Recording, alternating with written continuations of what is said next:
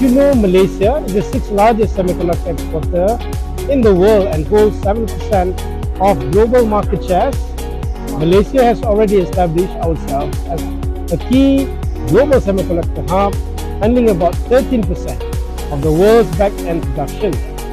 But we are not stopping here.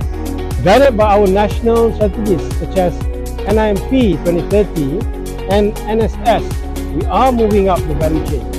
Our goal is to build a resilient, high-value industrial ecosystem focused on R&D, wafer fabrication, advanced packaging, commercialization and innovation.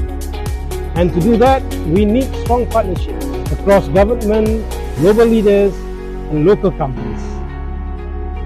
That's where we come in. At Bosch, we are both a manufacturer and a supplier to the semiconductor industry, powering applications from automotive to the Internet of Things. At Bosch Rexroth, we bring this into the factory, enabling advanced manufacturing with automations, precisions, and scalable solutions.